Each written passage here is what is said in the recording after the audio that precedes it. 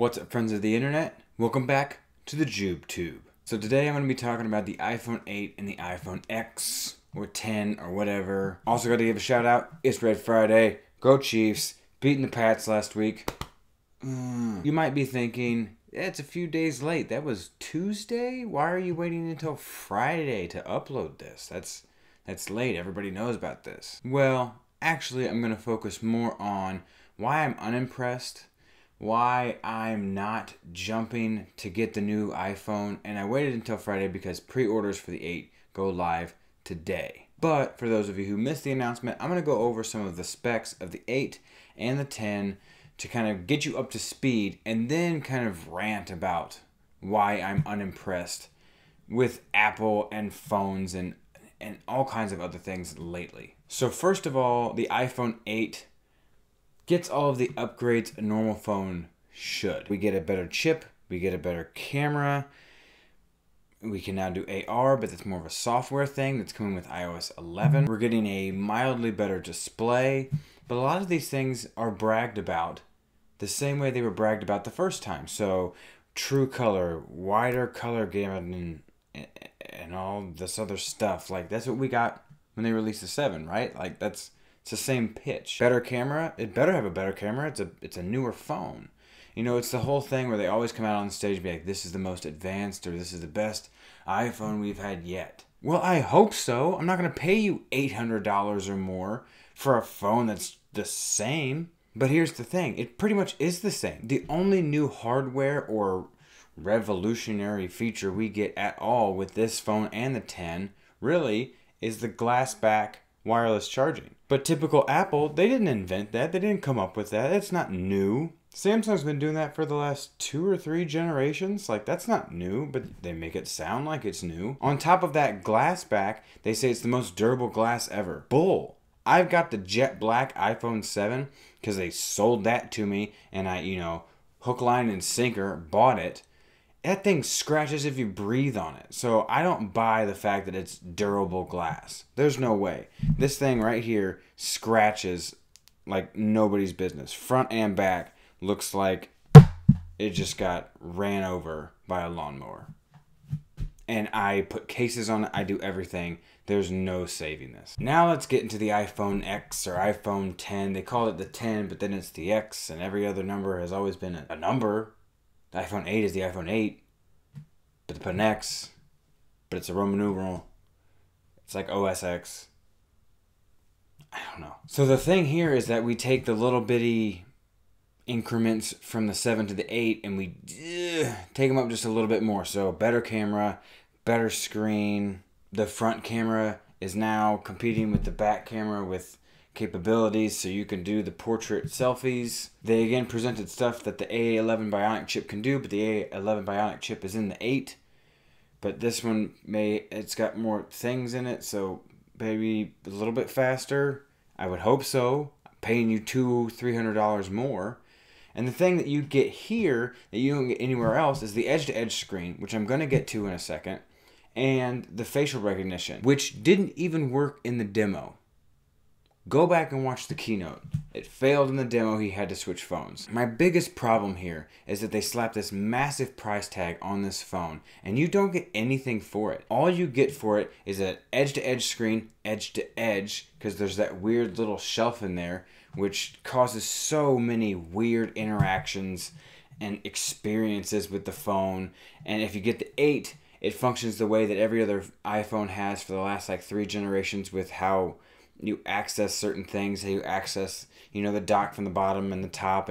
But now if you get the 10, they make it sound like it's a completely new gesture that feels natural. No, it doesn't feel natural, because you've trained us to access our dock from the bottom and the top for years, and now you swipe it from the bottom to go home, which means you're going to do 875 wrong swipes until you figure out, damn it, that was the home button now. That's how I get back to the home, or that's how I get back to multitasking. No, it doesn't. It's not intuitive, because you've built it into our heads that the bottom is the dock. But now the dock is you swipe from the right of the little shelf and you swipe from the left of the little shelf to get like your notification center. I don't know, like it's not wrong, right? But it's going to be weird. They make it sound like we've never used these gestures before in typical Apple form. Just like they make it sound like no one's ever done wireless charging before and it was their idea. They make it sound like we've never used these gestures before, and it's great that they now have these gestures that you can use for these actions that you've always wanted. That's typical Apple. Anybody who is either a fan of Apple or hates Apple, that's a fact to be true. We've known that forever, is that they kind of just, cherry pick ideas that potentially other people have done. They may do it better, but they make it sound like it was their idea. This isn't new for them to actually change a gesture or something that they've actually conditioned you to do completely and make it sound like you've never used that gesture before, like it's something completely new. It drives me insane. Here's my biggest problem with all of this, is that this continues a cycle with Apple that is sad for me. I am an admitted fanboy. I have always been the guy, ever since the 4S, I have gotten every single model. I have been the guy that when pre-orders go live, I get it. I wait. And last year I got the Jet Black and I was super pumped, and I had to wait, until like the end of October into November, and I was losing my mind waiting for this phone. Like, I've always been that guy, even when last year and the year before, the Jet Black was really the only thing besides the telephoto lens that you were, again, getting. This year, not only do we really not get anything, but the only new thing across the whole spectrum of 8, 8 Plus, and 10 really is the facial recognition. And what do we get to do with the facial recognition? Animate emojis. That's it. We get to sign in. There's no new functionality. We get to sign in with the facial recognition, right? I've always been able to unlock my phone, and Touch ID allowed me to unlock it without having to swipe or do anything like that. So I'm gaining nothing from this. They just needed a way to compete with Samsung to get edge to edge, and then they were just like, oh damn, if we go edge to edge, we don't have a home button. Well, don't put it on the back because that's what everybody else does. I know, read their face. That's what this is. To me, it feels like a scramble.